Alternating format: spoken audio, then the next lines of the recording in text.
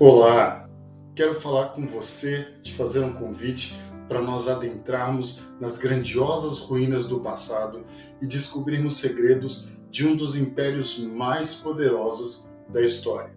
Eu estou falando do Império Romano. Prepare-se para uma jornada nos corredores do tempo.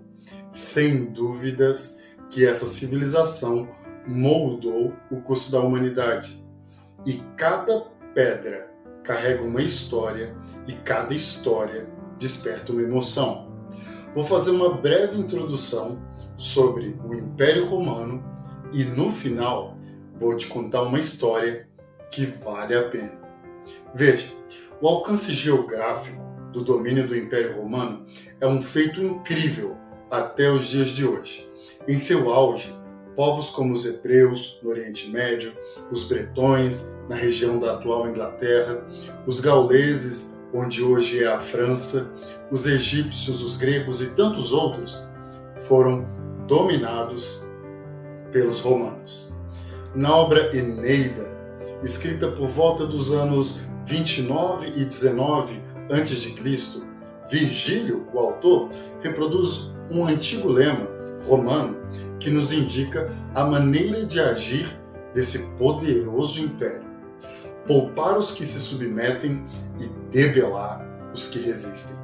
O Império Romano contava com um forte exército, bem treinado, com as armas mais modernas daquele tempo e as estratégias militares mais bem desenvolvidas. Esses feitos serviram de inspiração para gerações e gerações, chegando a inspirar líderes mais recentes, como por exemplo, nós temos Mussolini e Hitler. Em seu estilo de dominação, eles possuíam numerosos aliados entre os povos vencidos, atribuíam títulos romanos aos nobres conquistados e aumentavam a mão de obra para a manutenção e expansão do império, com a escravidão daqueles que não se submetiam. A exemplo do que vimos lá no texto de Virgílio.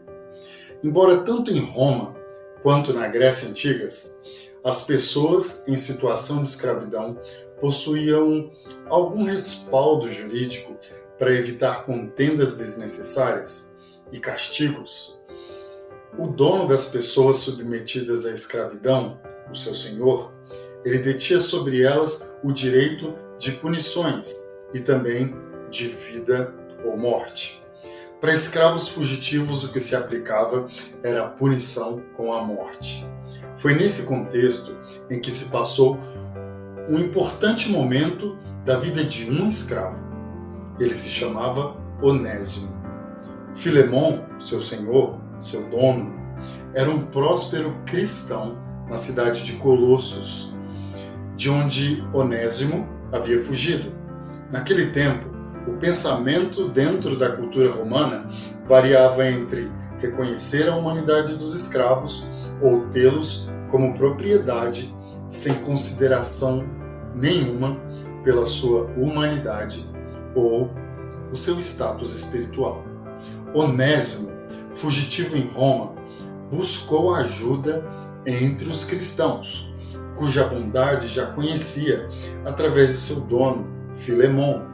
Em sua fuga, encontra Paulo e é convertido pelo apóstolo. Agora, duas novas situações surgem. Poderia o cristão Onésimo permanecer fugitivo? Como o seu dono o receberia? Não sabemos as conversas que Paulo e Onésimo tiveram na prisão, mas sabemos que Onésimo retornou.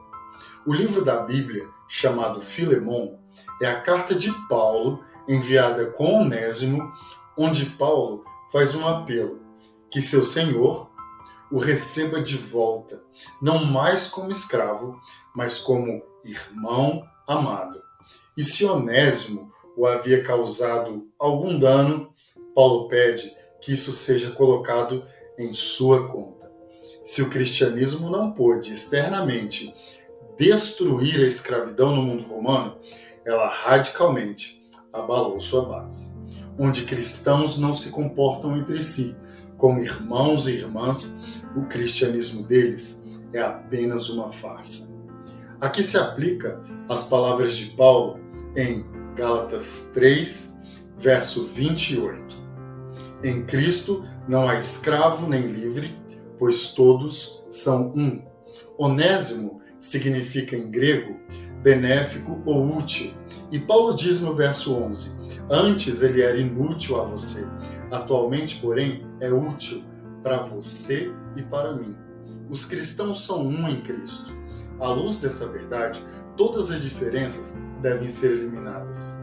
Que poder seria capaz de transformar um senhor romano e uma pessoa em situação de escravidão em irmãos?